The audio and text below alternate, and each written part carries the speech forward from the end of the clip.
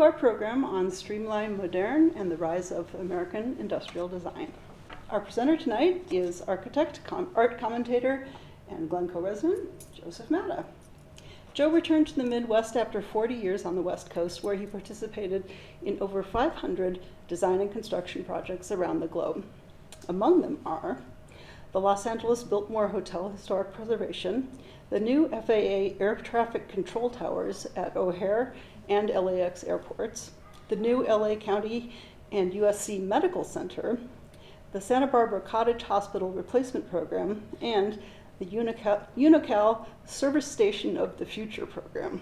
What a range, huh? Joe also finds time to write, including design articles in trade publications, short fiction, commentary on contemporary design through his LinkedIn series, Midwest Modernism Now, and personal communications skills on his website, theheadandtheheart.org. theheadandtheheart.org. I wanted to get com, but a rock group had that word already, so I had to settle for org. Oh yes, I've heard them. Yes. They're quite good. Yeah. Joe Madda will be back next month for another design program. On May 9th, he'll present Mid-Century Modernism and Design, A Personal Journey. He'll discuss what was behind this aesthetic movement of the late 1940s to 1960s and how it developed as a style for living. He'll use his personal experience of owning and living in 4 different MCM homes in LA and Chicago over 40 years as his framework for his presentation. So do come back for that. There will be questions time for questions at the end of his program. Joe, thank you so much for being here today. Well, thank you. This is so exciting. This is my first lecture at Glencoe Public Library. I've done a lot of other places, but I'm finally at the top here. The top venue. It's like going into the big leagues, you know?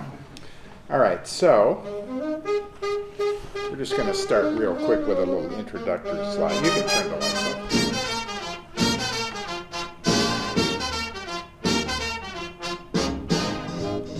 I like to have a little bit of music emblematic of the period.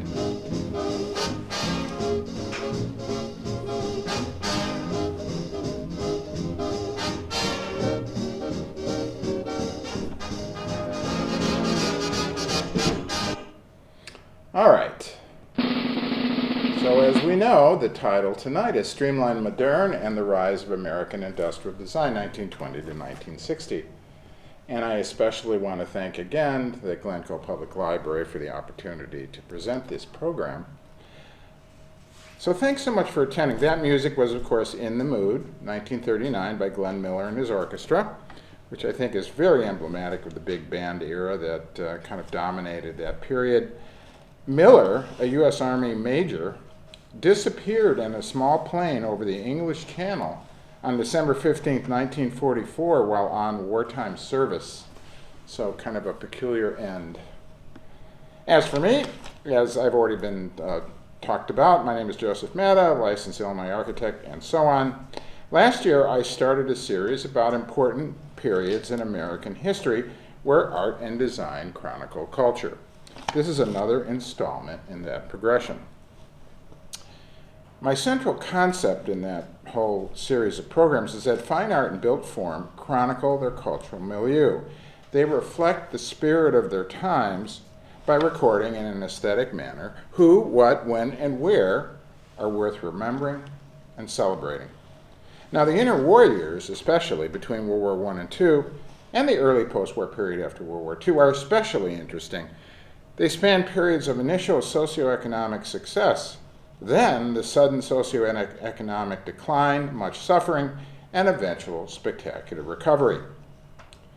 Turning to aesthetics, the morphing of 1920s Art Deco into 1930s and 40s Streamline Moderne reflects an ailing societal system healing through, among other things, mass market demand stimulation based upon better, and as you will see tonight, very cool looking, products. I will illustrate this thesis in the stories of 4 key American industrial designers and 2 World's Fairs in Chicago and New York. And of course, afterwards, I welcome your comments and questions, and let's do it. Let me talk about the Twinkie. Sort of an odd way to start this lecture, but in a way it's kind of apropos. In 1930, the Twinkie was in fact invented in Schiller Park, Illinois, by a Canadian baker named James Dewar. And it was at the end of the summer, and he'd made some pastries, and he had all these leftover pans, and he didn't know what to do with them. So he came up with a new little thing to sell called the Twinkie. And he named it after a children's shoe ad for Twinkle Toe shoes, by the way, in case you're wondering where he got the name. And so they didn't really think much of it at the time. It was just, well, I had to do something with the pan, so I did this. And it turned out to be one of their most popular products, and has continued to this day, even though the Continental Baking Company has changed hands several times, been bought, rebought, and so on. It has been continuously produced except for 1 year, a few years ago, between ownerships.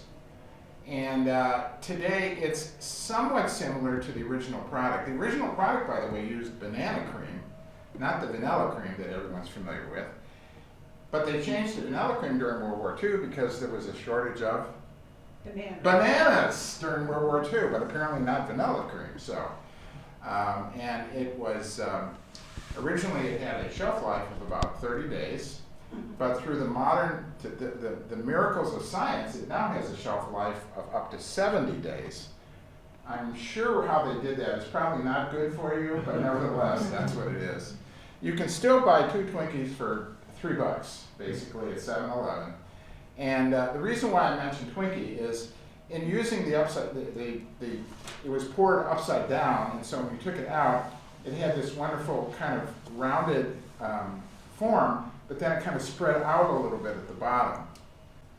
Very similar to some of the things we're going to talk about tonight, like the one that you could see at the Science and Industry Museum, the Burlington, or later Pioneer Zephyr railroad train that the Budd Company designed and built for the Chicago, Burlington, and Quincy Railroad in 1934 with this wonderful stainless steel exterior, very streamlined. Okay, so there's lots of industrial designers in the world, and there's been a lot throughout history, but these 4 guys popped out at me anyway when I did my initial research. And they're all different from each other. There's the artist, as I call him, Walter Dorwin Teague, 1883 to 1960. The visionary, Norman Bel Geddes, 1893 to 1958. The thinker, Henry Dreyfuss, 1904 to 1972. And last but definitely not least, the Franco-American celebrity, Raymond Loewy, from 1893 to 1986. And we'll talk to each of them. That's why this lecture is so long tonight, because I had to cram a lot of information in. And by the way, they all smoked. Everybody smoked back then. I'm just amazed at all the pictures. Every single time you see somebody, he's got a cigarette in his hand.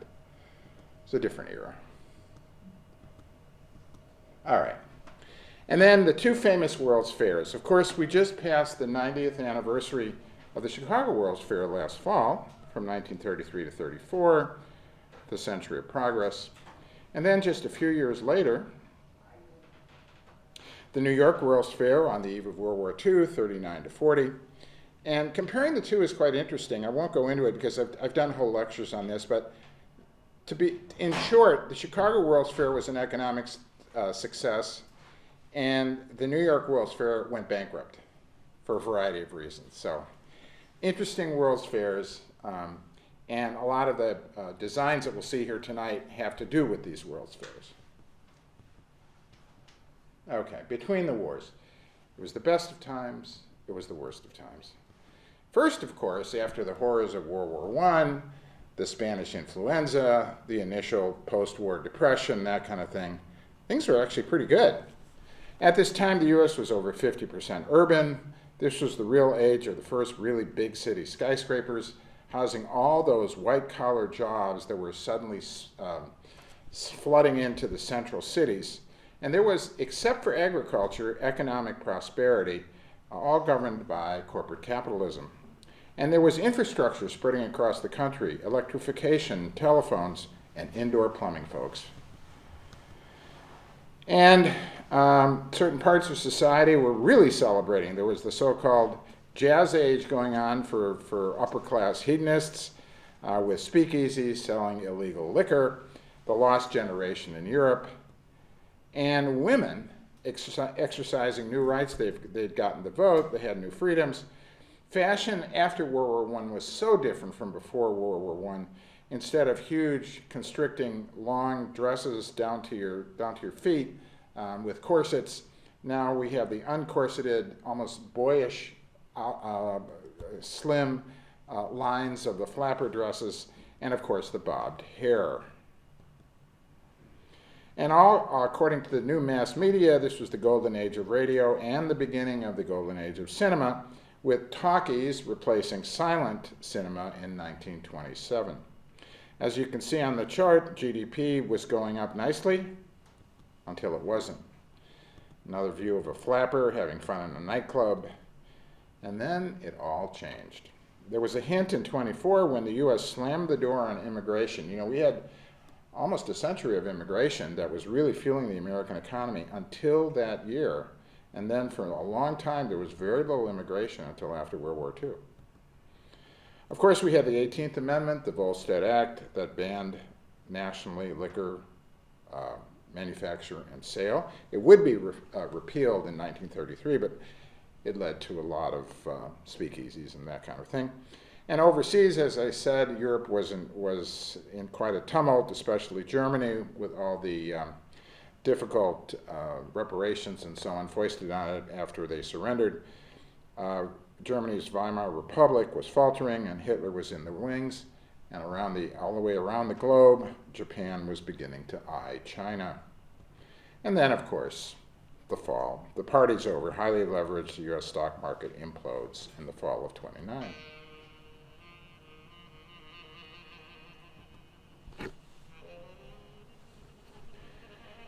So we started this era with Art Deco. I'd like to increase the sound, but I'm not sure if I can. Anyway, it was really kicked off by the famous exposition in Paris in 1925, translating from the French, the International Exposition of Decorative and Industrial Arts. And it really changed a lot of aesthetic viewpoints from the earlier part of the 20th century. And of course, Chicago really participated in this. We all know these wonderful buildings that came up in the 30s. Of course, the Chicago Board of Trade building by architects Holabird and Root, topped by the famous 30-foot tall aluminum statue by John Storrs, the Ceres statue. Does anybody know what Ceres means? Who the goddess of Ceres was? Ceres the goddess? It was the Roman goddess of grain, well, agriculture, but especially grain. And you can already see in Storrs' statue that it's a wonderful kind of streamlined figure in itself.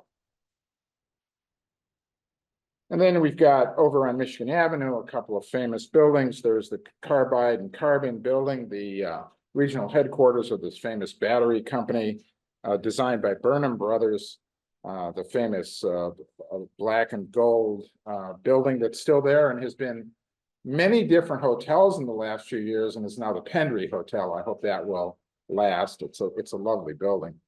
And right across the way, of course, the Palmolive building, again by Holabird and Root, with its famous Lincoln Beacon, the 30-foot tall floodlight that lighted the way for these new airplanes that were going to, yes, the recently opened Midway Airport. And of course, the fine arts reflected this, especially portraiture.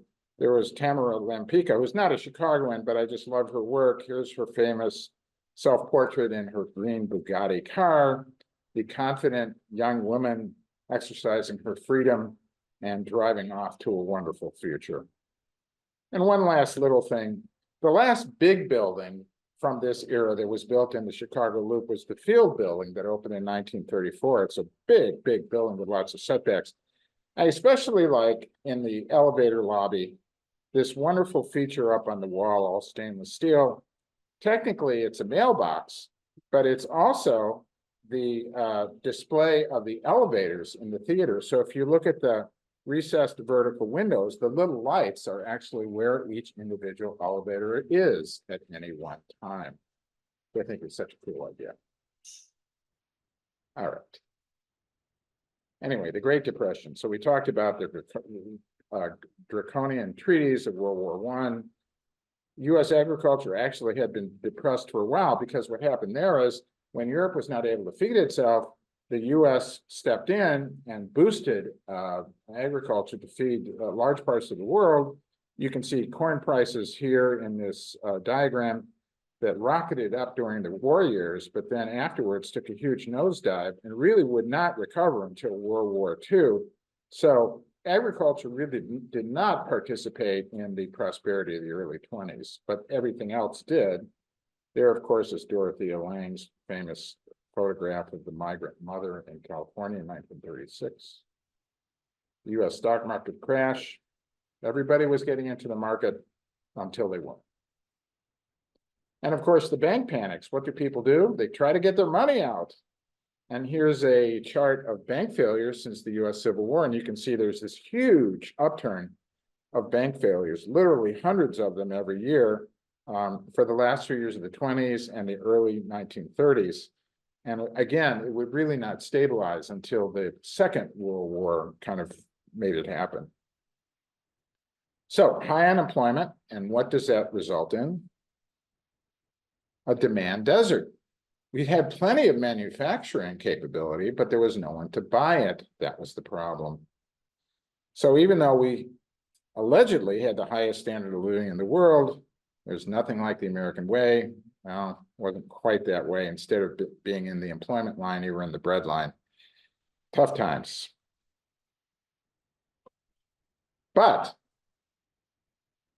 we had a new president come in after the crash, and as we all know, FDR said in his inaugural first presidential speech in March of '33, the only thing we have to fear is fear itself.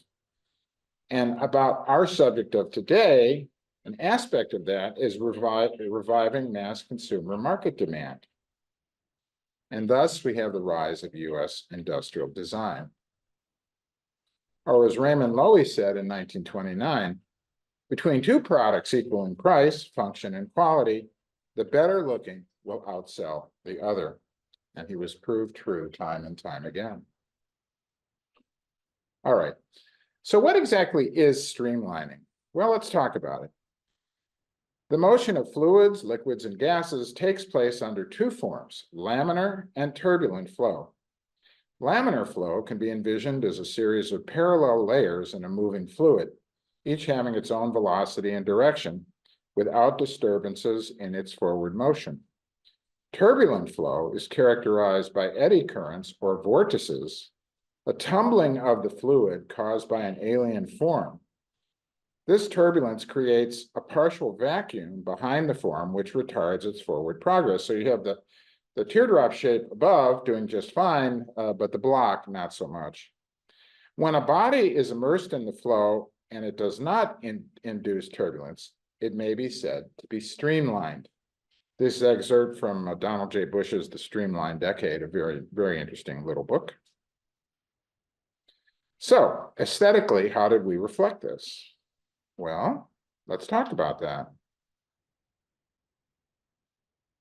First of all, regarding fixed objects, such as these buildings, you can see that it's symbolizing streamlining by its simple curved lines. Anyway, as I said, these streamlining buildings, they resembled ships in that they use things like portholes and ships' railings and that kind of thing, but especially these so-called streamlines, which was a series of parallel lines indicating movement. And they use more modern materials like glass block and curved windows and that kind of thing.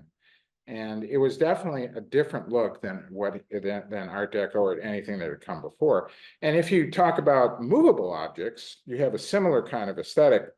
Here's Raymond Loewy once again talking about his design for the 1934 Hupmobile. And he's pointing out some of the features that reinforce this streamlining approach, like the built-in headlamps and the curved, swooped back form, the rounded corners, and so on. All inspired by aerodynamic design, of course, abstract curving forms with long horizontal lines, a lack of ornamentation, which is probably one of the major departures from Art Deco, A sleekness, a simplicity, a modernity, basically a symbol of the future.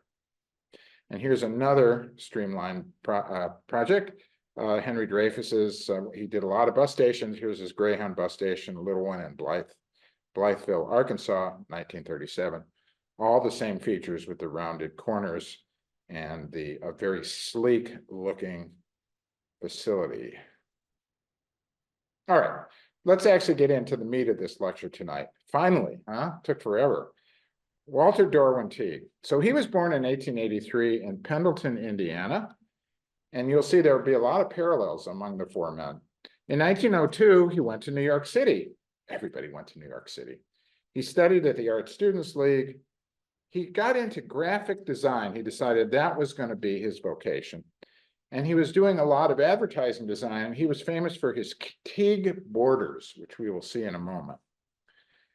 Also, a lot of these folks took tours of Europe, and it was interesting because at that time you had the early Bauhaus, you had early modernists like Le Corbusier and Walter Gropius, Mies van der Rohe, and others, and often these folks would come into contact with these thought leaders in Europe, and they would come back inspired. And indeed, he did. He came back and he decided, I'm not doing graphic design anymore. I'm doing industrial design. And he opened up his office in 1927 with his foundational client, Eastman Kodak. And then in the 20s and 30s, as you will see with all of them, he picked up an amazing number of corporate clientele: Spartan Radio, Steuben Glass, Steinway Pianos. And also on the transport side, the Penn Railroad, Marmon Motor Car, Texaco Oil for gas stations and that kind of thing. And eventually he would be involved with the New York World's Fair on the design board and on pavilion design. And he had played a very, very fundamental, significant role in shaping the whole focus of that particular fair. All right, then in the 40s and 50s, he participated in the post-war boom, picked up even more clients like Polaroid and Boeing and NASA. And as you will see with each of these gentlemen, he published his theory of design with his book called Design This Day, which, by the way, you can't really see it here, but it is still published. You can buy it if you want. It's an interesting little book.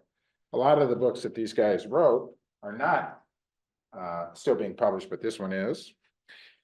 And they also tended to found societies, and he was a founder of the Society of Industrial Designers in 1944. And also, many of them realized that they couldn't do it all by themselves, and so this is not unusual. He changed his firm to a partnership format in 1945, which was actually very smart of him. He died in 1960 in Flemington, New Jersey, married twice, 3 children.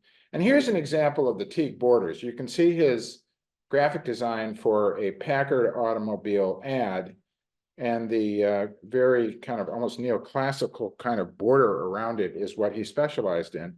And not just necessarily at the edges. Here's one he did for Phoenix Hosiery, where you have kind of an X shape underneath the text. But as I said, he was very well known for this particular kind of meme, if you will. Now, here's another interesting thing. Of the 4 men that we're going to talk about tonight, he is the only one whose firm still exists. It is, in fact, continuing as an independent design firm headquartered now in Seattle, Washington. And if you go to Teague.com, you can see what they're doing today. A lot of very interesting things. All right. Eastman Kodak, the first big client. So this is a slide that really kind of shows how someone like Teague would transition from the Art Deco look to Streamline. For example, if you see his first couple of cameras, you can see that compared to the later camera, they are quite a bit different. They have this sort of decorative facing both on the box and on the camera itself in multiple colors and things like that. But then when you get to some of the cameras in the late 30s and beyond, like the Bantam camera, suddenly you have this beautiful, sleek, curved object with these streamlines just completely embracing it. And it's quite a turn away from the earlier designs. All right, modern home and office. So some of his things. 34 for Steuben and Corning glassware. For Spartan, he did some very famous radios. This probably is the most famous one. You may have seen it before, 1935, the Nocturne radio, which had this huge blue glass surround in which the radio kind of appeared. And he did a whole variety of these for Spartan, including a smaller one called the Euro Sled, which is kind of a tabletop radio. It looked like a sled, also very cool. Here's a little lamp, a desktop lamp he did for Polaroid in 1939. So even small household furnishings got a complete redo by these folks. Okay, modern transport. It's not unusual to find someone like Teague or some of his competitors going with a particular car company at the time. Before World War II, there were a lot more major car companies in America, including Marmon. And he designed the Marmon cars. Here's the Marmon 16 motor car in 1930. And you can see the kind of streamlining just beginning to take over. You can see he's got these wonderful triangular headlights, and it is kind of swoopy and so on, but it's not completely there yet.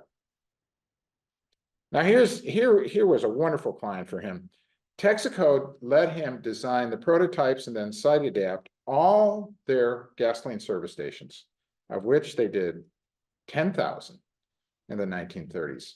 So this famous white, green, and red with the curved canopy and so on was just ubiquitous, especially in the southern part of the United States.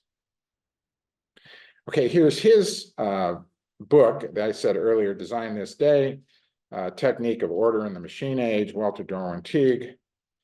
We are come to appreciate beauty as a revelation of problems rightly solved, of visible rightness. Here's something after World War II that's kind of interesting. The jet age really happened in 58 or so when the Boeing 707 came out. But before then, it was still major prop planes. And the biggest one of the era was really the Boeing 377 Stratocruiser. And Teague was the one that designed the interiors for this two-deck plane.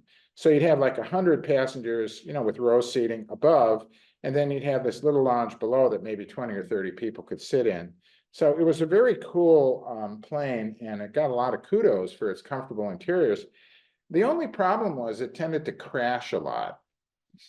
They had engine problems. So actually only 55 of these were eventually built, but the insides were wonderful. In contrast, Boeing built over 1,000 of the Boeing 707s when they came out for the next 20 years or so. All right. Now, at the New York World's Fair, he was on the fair committee, the design committee specifically. He personally convinced the rest of the committee members to change the focus from the past to the future. They were going to do more of a historical fair. He said, no. We have to focus on what's coming up, and that's what's behind us. And he single-handedly swayed them. And so the whole look of the fair changed. And he himself, I don't know how he had the time to do all this. He designed 9 different corporate pavilions and displays at the fair. And here's a couple of them. Here's the famous United States steel dome with its curved beams. Of the really big pavilions there, the big 3, of course, each had a pavilion, and this was the Ford one that he had, and it has this built-in test track, and you can see the round entry lobby there, and just above it is this wonderful, I wish I had a slightly bigger picture to show you, this wonderful picture of the god Mercury, all in stainless steel. Really cool little addition there. And then for the National Cash Register Company, he did, yes, a cash register, a working cash register writ large against the sky. And he did for DuPont the wonder world of chemistry with this lovely kind of very abstract tower of research kind of as the focal point for it. So he did a lot of very interesting things. All right. Moving forward, our next man, Norman Bel Geddes. By the way, Bel was his wife's name. He added that to his middle name for her. He was really a futurist. And of the 4, he was the most, I'd say, visionary. And he was kind of a wild man, actually. He was born in 1893 in Adrian, Michigan, to a Christian Science family. He went in the 1910s, first to the Chicago Art Institute and then to the Cleveland Institute of Art to study. He also moved to New York City in 1916. And when he was there, he happened to meet Otto Kahn, the big guy at the Metropolitan Opera. And Kahn took a liking to him and became his mentor. And he steered him into doing theater design, specifically sets and systems for sets for plays. You'll see probably his most famous set, The Miracle Play, in 1923 in a moment. He also was heard of out on the West Coast. He did some Hollywood work for Aline Barnsdale, who, as you know, at the time was using Frank Lloyd Wright to design a home for her. And he was working on the theater that was supposed to be right next to it, which unfortunately was never built. And he also did some movie work for Season B, DeMille, and others. Once again, he turned to strictly industrial design, and he started his office on that in 27. Even though he was not an architect or trained in any way as an architect, he did design some buildings, specifically for Ladies' Home Journal magazine. He designed the House of Tomorrow that we'll see in a moment. And his first book was Horizons. It came out in 1932. He had a very famous assignment in 1937 when Shell Oil tasked him with creating a whole future city design as the background for their oil advertising. We'll see some examples of that.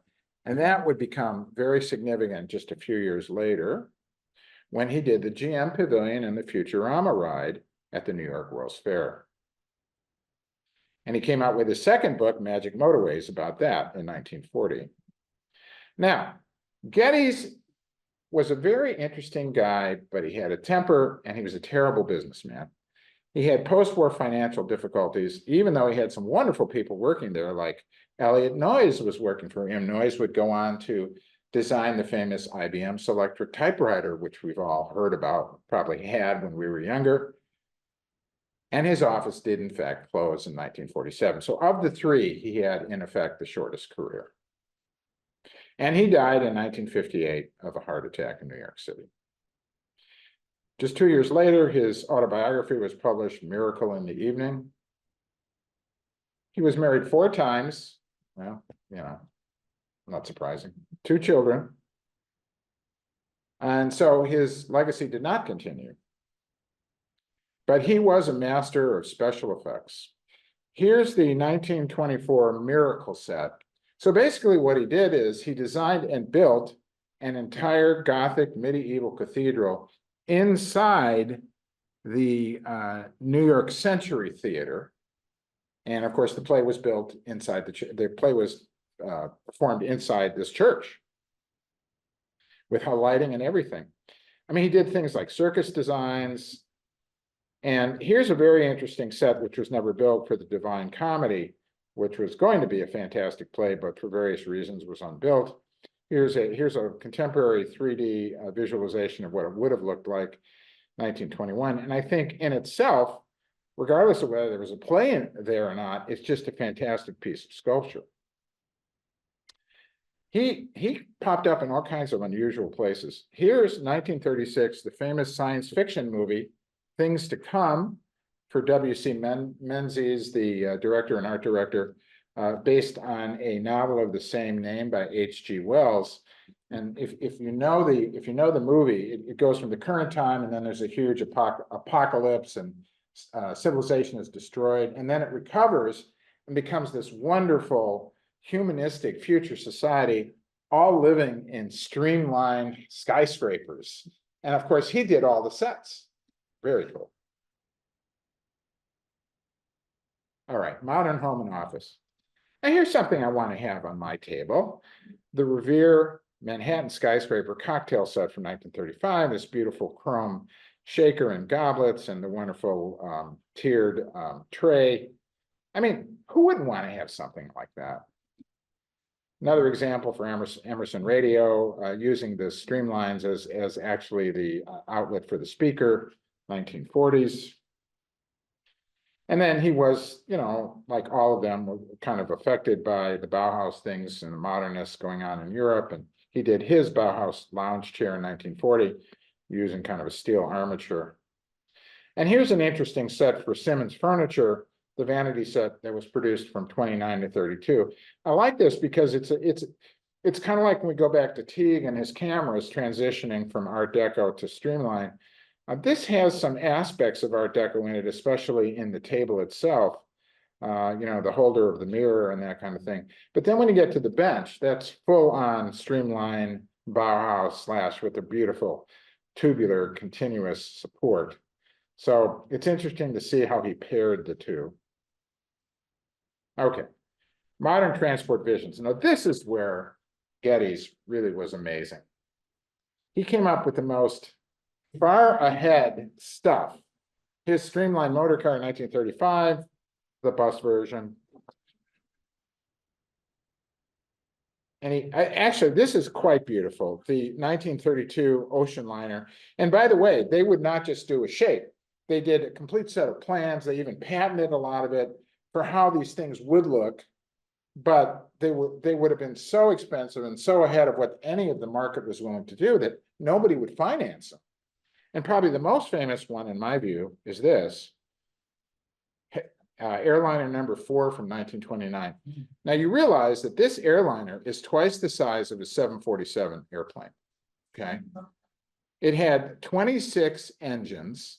It was a seaplane. Those two big feet there, those are pods that you could land on, all right? This was supposed to be an airplane in 1940. He was looking ahead to 1940. You can see it was basically a flying hotel. I mean, they had all kinds of, you know, amenities and a promenade and rooms and all this stuff. It was 7 decks, and he worked with an aeronautical engineer from Germany called Otto Kohler, and they did patent this design, but of course, it was so far ahead of what anybody could possibly even contemplate that it went nowhere because he wasn't really reading the market well. There was no market for this kind of thing, but it's still pretty cool. Over 450 passengers and 150 crew. All right, so here's his first treatise on design. Horizons, a glimpse into the not far distant future, a future that will see many, if not all of our present notions of form cast into the discard bin, I think, when, through the influence of new design, most of the features of everyday life will take on new aspects for the greater economy, efficiency, comfort, and happiness of our lives. All right, Norman Bel Geddes, Visionary Places. In Vanity Fair magazine in 2013, the critic Paul Goldberger said that Geddes was a missionary preaching the gospel of modernism. So here's the House of Tomorrow that he designed for the Ladies' Home Journal magazine in 1931. I mean, this guy knew nothing about architecture, and yet here it is. I mean, it's pretty impressive. The beautiful rounded forms, the horizontal strip windows and so on. I mean, these guys were really amazing. Now, we mentioned Teague and his work for Texaco. Actually, Saucony Corporation hired Geddes to also design gas stations in the 30s. The only picture I could get was this one picture. Apparently, they never went forward with it, but you know, the design itself is also very interesting. I think this is his most famous architectural piece, the so-called revolving restaurant from 1930. I really wish, I really hope somebody will build this eventually. You have this wonderful triple obelisk coming up, and then you have a series of circle slices revolving around it with all kinds of restaurants and fun spaces and that kind of thing. I mean, it's just fantastic. I mean, it looks so contemporary even now. It's just amazing. All right, so then I mentioned in 1937, Shell came to him and said, design us a city of tomorrow without a stop, meaning really emphasize the roadways. And we'll use that as the backdrop for this whole new advertising campaign that we're going to do. And he did, in fact, do that. And a few years later, it became something else. But first, Chicago World's Fair. Okay, so you'll notice I'm not really talking about the World's Fair too much because none of these guys really were all that connected with the first fair. But Geddes did propose some really cool structures for the fair. Here's theater number 6, Temple of Music, and then the water pageant Island Theater. Needless to say, and remember, this was the Great Depression, these would have been incredibly expensive to build. And they just didn't take them seriously, I think. But interestingly enough, the lower right-hand one, the water pageant Island Theater, someone actually did do that in a much simpler, less expensive form, had nothing to do with Geddes, where you have the audience sitting on to the left here on one side of the lagoon, and then the performers on the stage across the lagoon on the other side. And there was, in fact, a little simplified version of this at the fair. I don't know whether they were aware of Geddes' design or not, but it did, in fact, happen. But this was all just sort of fun stuff. On the other hand, a few years later, at the New York World's Fair in 1939-1940, he would design the most popular attraction at the fair, Futurama. In addition to designing the massive block-wide General Motors Pavilion, he designed a ride that no one had ever seen before that would take you through a vision of the future on a continuous conveyor belt. And then at the end, when you came out, you would see the last thing you saw in miniature at full scale. All right, so here's a picture of the miniature city of the future. It was supposed to be 1960. And you can see all the wonderful Streamline Moderne skyscrapers. Let's talk a little bit more about this. All right, so what was this? All right, so it was a 1-acre animated model with 500,000 miniature buildings, 50,000 vehicles, of which 10,000 were actually moving on these massive highways, 1 million little trees. You took an 18-minute ride on a conveyor system, which had 552 seats. Each seat was like a big armchair, and it had a built-in your own little audio system so you could hear the narration. Needless to say, it was automobile-centric. And then they had the Real Streets finale that I talked about, and the buildings were all Streamline Moderne, as I said. So here's a cutaway. It's a little complicated to read, but this is the entire GM Pavilion at the New York World's Fair. They called it a fair within a fair because it was so massive. And you can see it's cut away to see the kind of convoluted path of Futurama at the lower left. And then you came out above at this cross-shaped intersection, which was built full scale. And then on either side were exhibits of GM products and that kind of thing. And he came out with his second book, Magic Motorways, and he said in the book, Futurama is a large-scale model representing almost every type of terrain in America and illustrating how a motorway system may be laid down over the entire country, across mountains, over rivers and lakes, through cities and past towns, never deviating from a direct course and always adhering to the 4 basic principles of highway design: safety, comfort, speed, and economy. By the way, this was free. You didn't have to pay for this once you got into the fair. All right, moving forward to our third man, Henry Dreyfuss, the man in the brown suit. Why do we call him that? Because his entire life, he dressed in the same brown suit. He never wore any other color. I think because it was just simple. He didn't have to worry about what he was going to wear that day. But anyway, he was known as the man in brown. 1904, born Brooklyn, New York. He was also in New York City. 1920-22, he attended the New York Society of Ethical Cultural Arts, that's a mouthful, high school. And he apprenticed under Norman Bel Geddes in 22 and 24. So he was drawn into the theater business, only he was involved with designing the real theaters themselves that put on the plays, like the RKO Theater and other Broadway type theaters. And he did that for a number of years.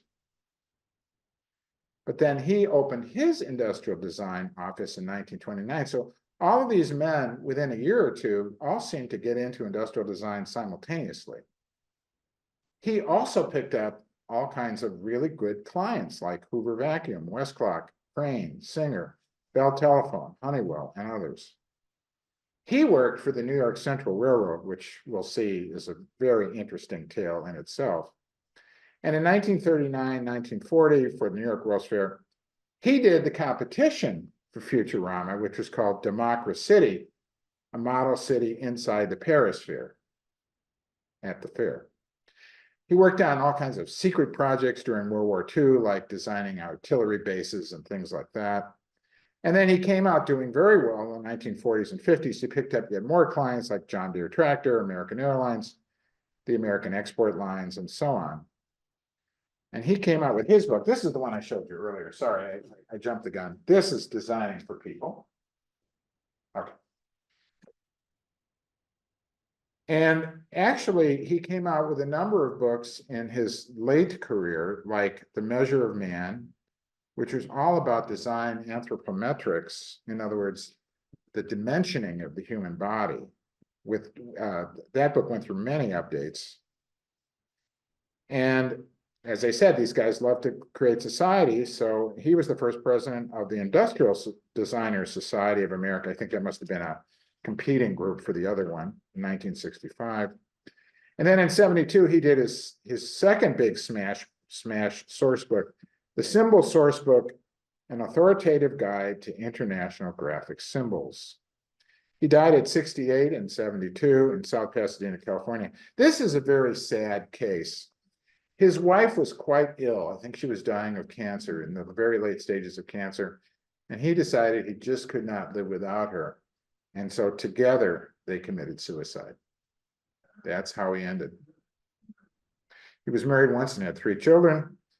He did have a successor firm that lived beyond him for a while, especially kind of reformed in 2003, but apparently it is now defunct. I cannot find any information about where it is or if it's even existing anymore. I don't think it is.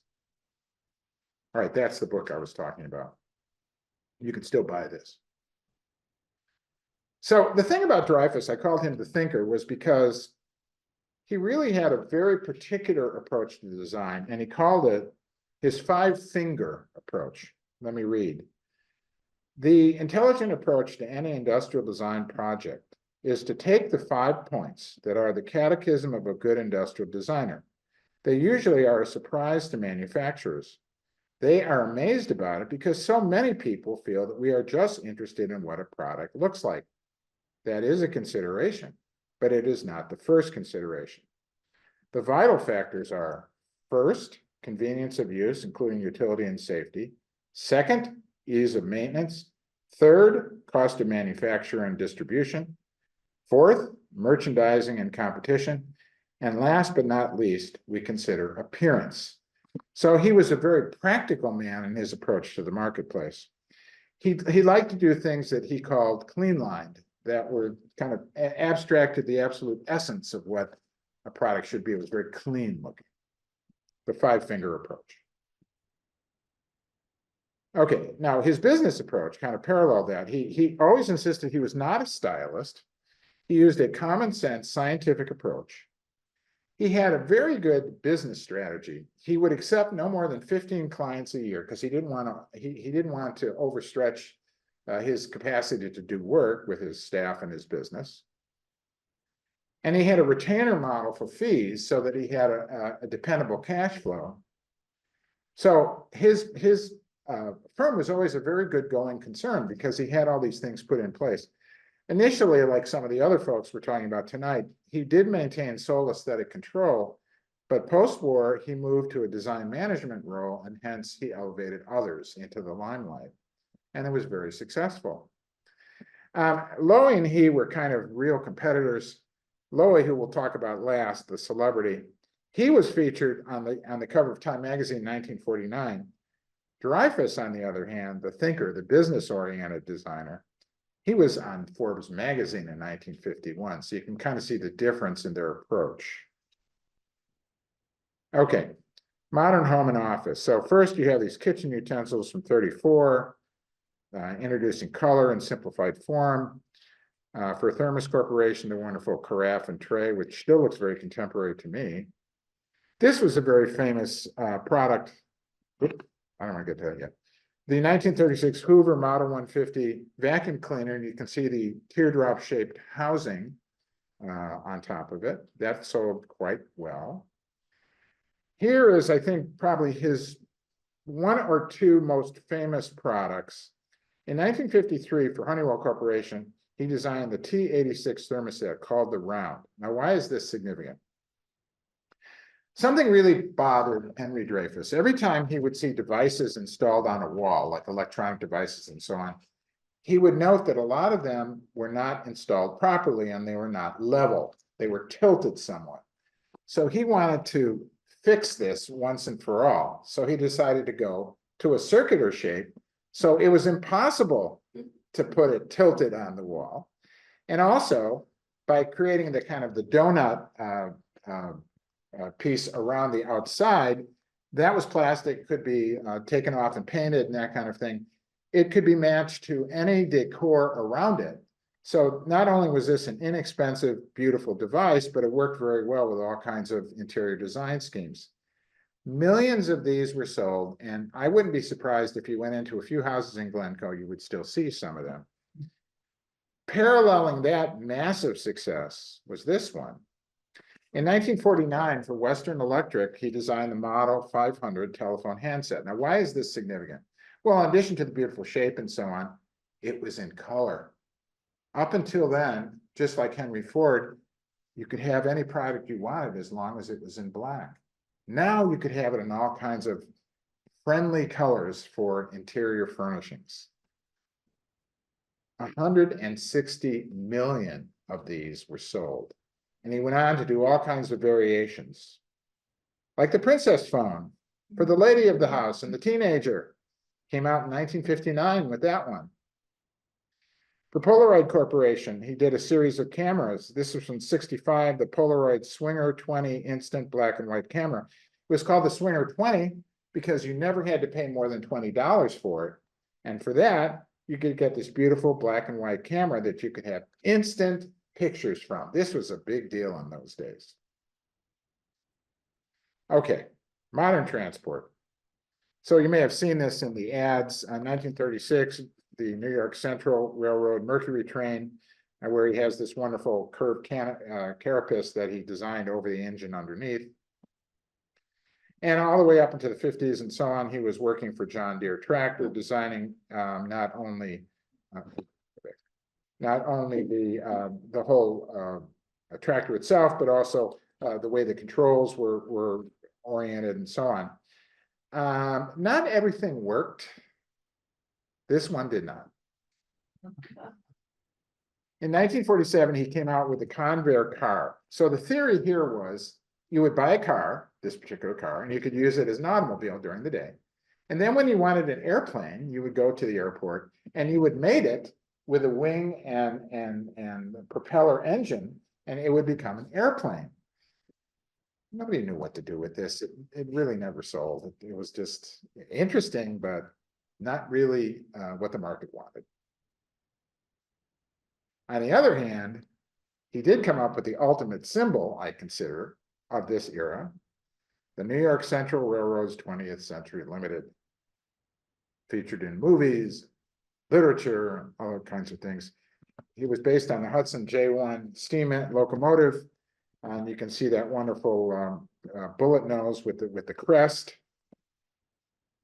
This would go between New York and Chicago in 16 hours at a top speed of 123 miles per hour.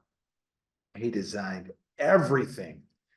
Here's the observation lounge car at the back of the train, 1938.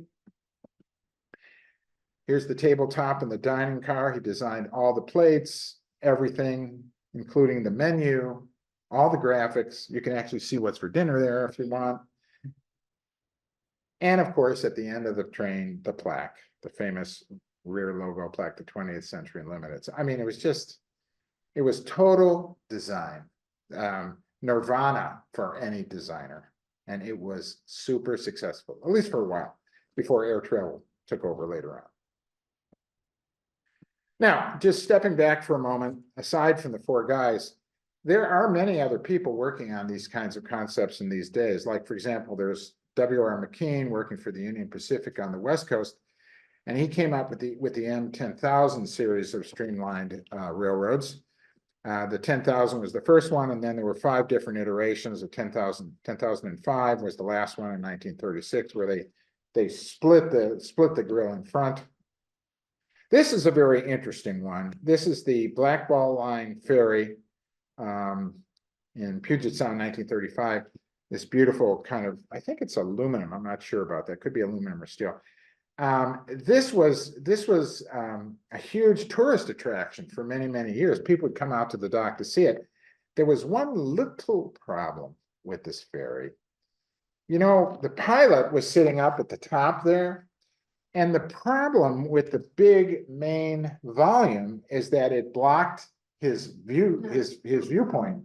So he couldn't actually see the front of the ferry. So docking the ferry was a little bit complicated. Okay, Milwaukee Road, steam locomotive, the Hiawatha. Otto Kohler, this other guy, not the one that worked with Geddes. He was a wonderful designer that did all the trains for the Lehigh Valley Railroad in Pennsylvania. In 1939, he had this beautiful red and black scheme. The SS Normandy was launched in 1935. That was a combination of Art Deco and Streamline. This is when Chris Craft came out with its beautiful original streamlined wooden boats. There's the 3 cockpit runabout version. And for Chicagoans, everybody knows what I'm talking about now. The real Schwinn bicycle manufacturer, not the Chinese.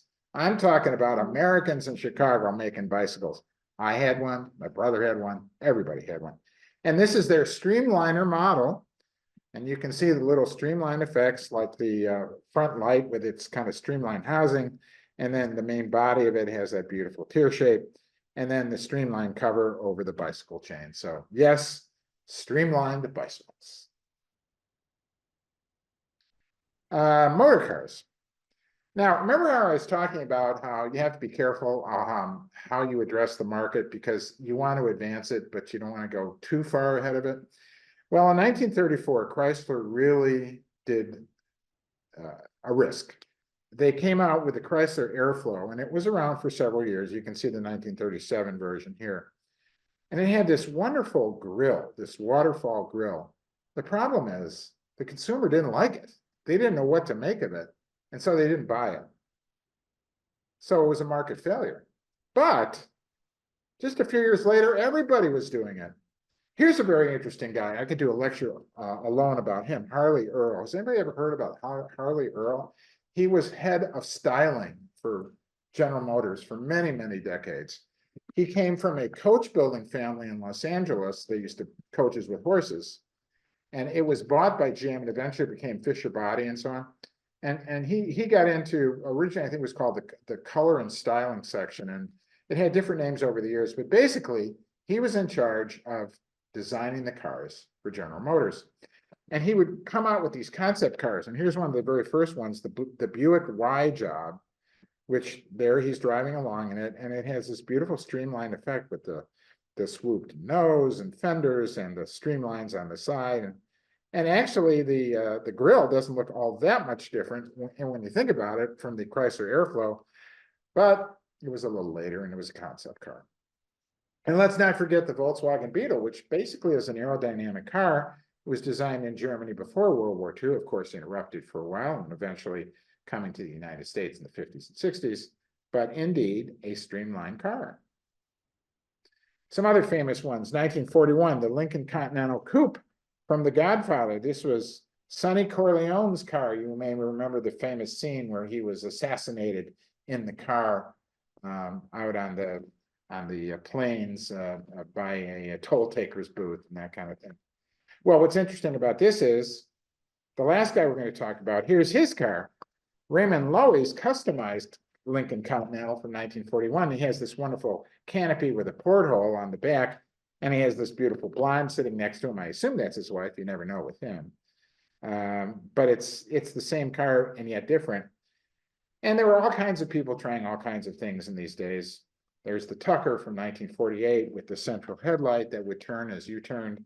Unfortunately, it was not successful. Some of these were, some of these weren't, but a lot of people were doing a lot of things with Streamline. All right, back to the main event.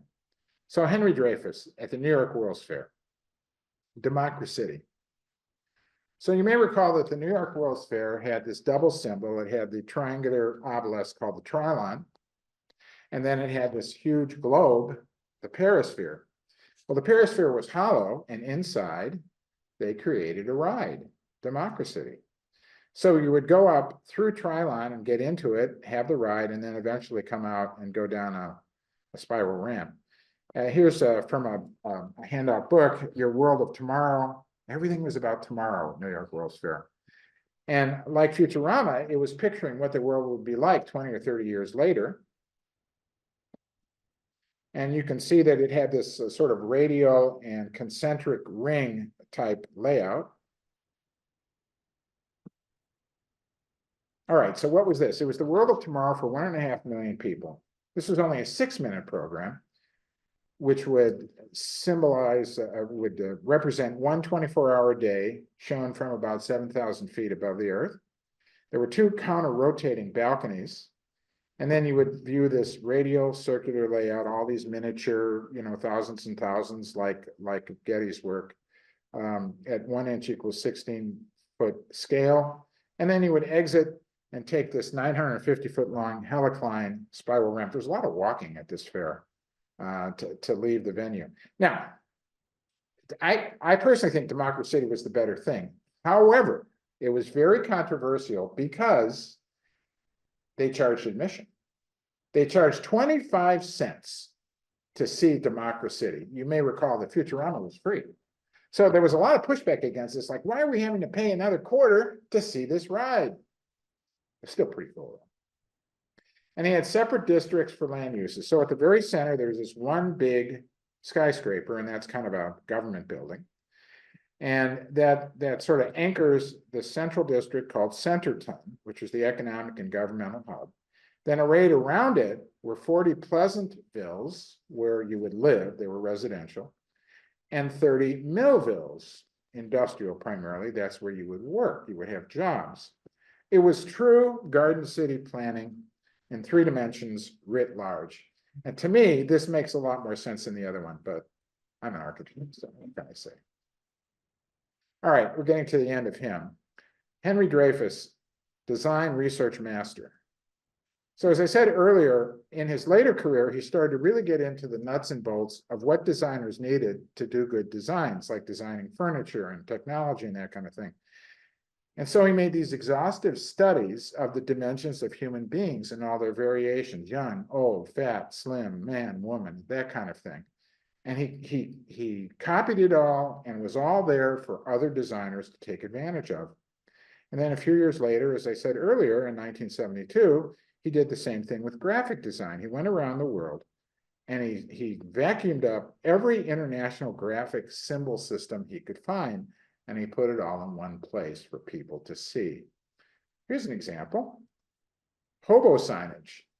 The traveler on the road during the tough times would chalk little signs to his colleagues telling him, what was good, what was bad about the neighborhood, where could they get a free meal and that kind of thing. And he documented it all in his symbol source book. The human factor. All right. Yes, folks, there is an end to this, I promise. Raymond Loewy, the last one. All right. He was born in 1893 in Paris, France.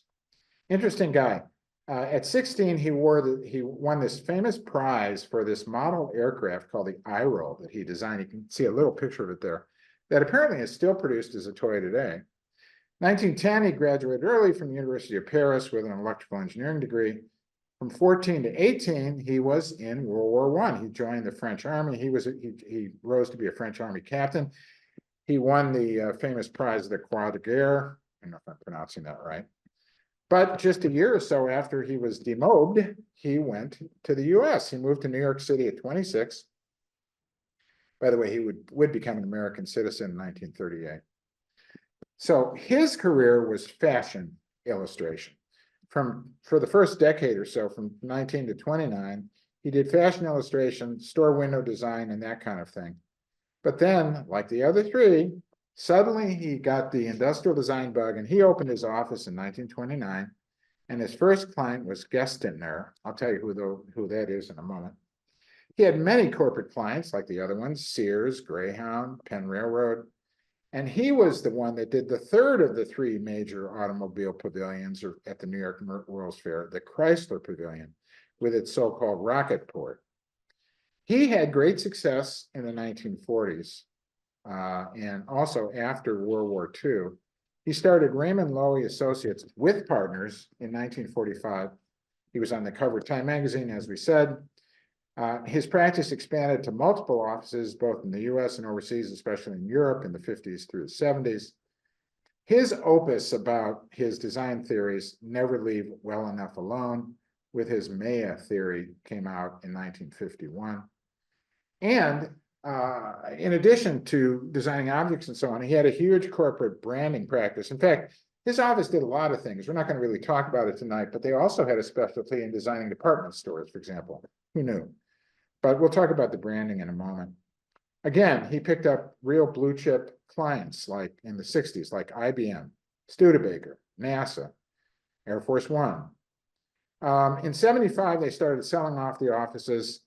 Apparently, very late in his career, he moved to the USSR of all places, and he worked for them for several years. I have been able to find almost nothing about that.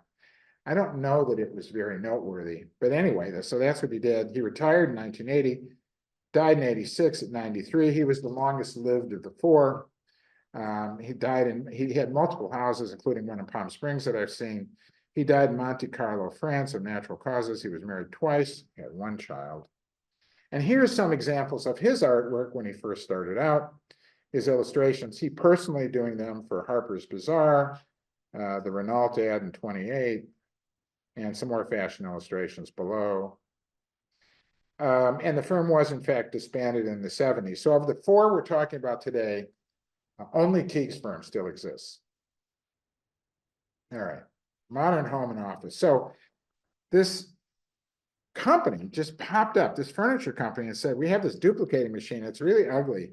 Can you do something to make it look better? And so their original product was on the left, and he came up with a product on the right. And they were very satisfied, became a foundational client, 29. Of course, he would go on, like the others, do many other household and office products. Here's the West Clock Big Ben alarm clock and the box that it came in, 34. Frigidaire electric ranges in the 50s. Sunbeam T9 toaster in 1935. This was a very popular product. 1935, for Sears, he did the cold spot refrigerator, and has this wonderful Streamline Moderne case, all aluminum shelves inside. This sold like hotcakes. It was very popular. After the war, kitchen cabinets like these, I think they were metal, 1948. Oh, here's one that he really got ribbed a lot about. Henry Dreyfuss used to make fun of him about it. In 1935, he came up with this Streamline Moderne pencil sharpener. Well, we all know that a pencil sharpener is not going to fly off. It's bolted to the tabletop, but nevertheless, it looked like it could fly off, so he still liked it. All right, modern transport. So as I said, they tended to pick up a automaker, many of which went out of business by World War II. But anyway, Hupmobile was his client. And we saw his earlier sketch where he indicated some of the aspects of the design. Here's the actual car, 35. And then he had, kind of like Geddes, some more unusual designs, like his streamlined train concept of the 30s, or a Greyhound bus concept also in the 30s.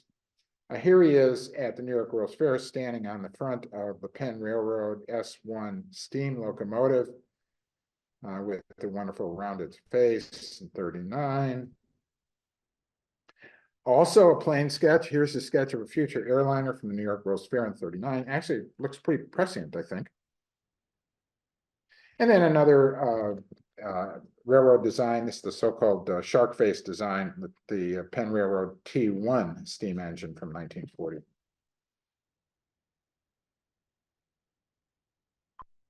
All right. So Geddes had an ego. Loewy had an ego, but Loewy was a little bit more refined about it. Here's his idea of a model design office in 1935 for an elegant master, i.e. him. And so he's got all these beautiful streamlined kind of furnishings, and he's got a number of his designs, and it's really quite lovely. Here's Rocketport from the Chrysler Motors Pavilion at the New York World's Fair. Now, here's what it was. It was basically a big cannon, allegedly, that was supposed to fire a rocket into space, and then within an hour, you could go from New York to Paris or New York to London or something like that. Well, it wasn't actually a piece of artillery. It didn't really fire, but apparently they used a really subtle use of lighting and special effects to make it seem like it was belching forth this rocket, and it was very popular. All right, here's his design opus, Never Leave Well Enough Alone. Now, this is very significant. This is where he departs from people like Geddes. In his MEA principle, which stands for most advanced yet acceptable, he recognized that unlike the Chrysler Airflow, you don't want to get too far ahead of your consuming audience. You want to advance the art, but not too far. And it's kind of a subtle skill to know how far to go. And in terms of how he felt about himself, he reportedly said one time, "I find it difficult to reconcile success with humility. I tried it first, but it meant avoiding the very essence of my career, total exhilaration and the ecstasy of creativity." So apparently he was not a humble, but that's okay. All right, post-war. So he probably had the most successful post-war career. Now, as World War II started, there were 4 major car manufacturers in the United States, the big 3, and then Studebaker. Studebaker was the 4th largest. And what happened was major restrictions were put on the car makers so they could obviously support the war effort. But because Studebaker was just a little smaller in size, it didn't have as many restrictions. So when the war ended, it was able to come out with domestic auto cars much more quickly than the other 3. And here's one of the first ones that came out, and this is his version in 1950. He also designed the Greyhound Scenic Cruiser bus from 1954. You've probably seen this over the years. That was very popular. He redesigned the Coke bottle, of all things, in 1955. Apparently, he slenderized it, and he changed the graphics and that kind of thing. Just something as simple as a Dutch oven for Le Creuset. He redesigned that. And here's another car for a different manufacturer, Sunbeam, not the American Sunbeam company. This one is in Europe. The 1959 Sunbeam Alpine. It's actually kind of a lovely little roadster, in my opinion. I'd love to have that be on the road. Okay, 1960s. Now, here's something really cool that he did. So the Kennedys asked him to redesign the outside of the president's plane, Air Force One. And he knew that Jackie Kennedy really liked light blue. So he came up with this 2-tone light blue effect, which was wildly popular. The president and the first lady loved it. And it is still used today on successor, despite Trump, successor airplanes so far. So that's one of his long-lived designs. As the 60s and then the 70s dawned, he was doing more contemporary stuff. Here's using kind of blown plastic faces on some furniture for a long bar credenza in 65. He was hired by NASA to do one of the first real space stations, the so-called Skylab that was launched in the late 60s. He did the interior study. So he would do these anthropometric things like Dreyfuss. It was not only to make it comfortable for the astronauts, but also to make it scientifically efficient. So he did a very nice job on that. So NASA was very happy. Okay, now I mentioned that branding was a big thing in his practice. These are all designed by Loewy's firm. And you can see a number of them still exist today. If you go to the store and buy Nabisco cookies, that red triangle is in the upper left-hand corner. Or if you go to the post office, that US Postal Eagle is still there. And other things like Shell and Exxon and that kind of thing all still exist. And he came up, he did the most simple and yet amazing things. In 1966, the Esso Oil Company came to him and said, we need a new name. We want to change our idea. And so they went through this whole branding interactive process. And this is the final sketch with his notation on it saying, okay, where he surrounded, he did a sketch around the Exxon with the connected two X's. And that was indeed the new name of the company. And now they are called Exxon. In a similar vein, for Shell Oil in 1971, Shell Oil had used a seashell as its logo for many, many years, and you can see how it changed over time from 1900 onward. And he came up with this new design in 1971. And if you go out and look at any Shell station today, that's still the logo they use. It's a very long-lasting logo. Okay. A symbol for an era. So, you know, it's hard to end a lecture. You have to come up with something to really symbolize the era. I started with the Twinkie, and I'm going to end up with this. The Avanti. In 1962-63, for Studebaker, Raymond Loewy designed this car. Red on the left, gold on the right, the gold one in front of a mid-century modern house with the beautifully attired people having a party in back. And this is kind of sad in a way because Studebaker Motors actually ended 3 years later in 1966. They went out of business. But they kind of went out with a bang, as far as I'm concerned, because I think this design really was beautiful. So Raymond Loewy named his last great Studebaker car design the Avanti, which in Italian means forward. It's a good summary, I think, of this era and what these designers fundamentally were about.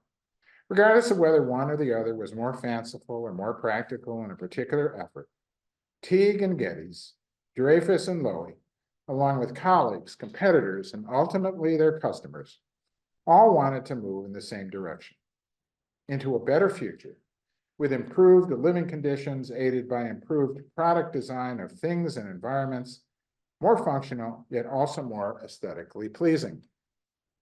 These men, and lest we forget, women, who inspired, supported, and improved their quests for design excellence, took risks.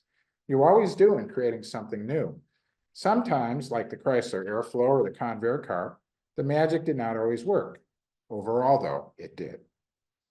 How supremely satisfying to know your products grace countless homes and offices, to feel the wind rush by as your redesigned conveyances speed by on land or sea or in the air, to note the consumer embracing your brand names and logos, your easier to use tools and treasures, your visions made reality. Each of these men could truly say, I made a difference. And after World War II, these men enabled the long boom, and up to that time, the largest middle class in world history. Now that is the subject of another of my talks. Thank you.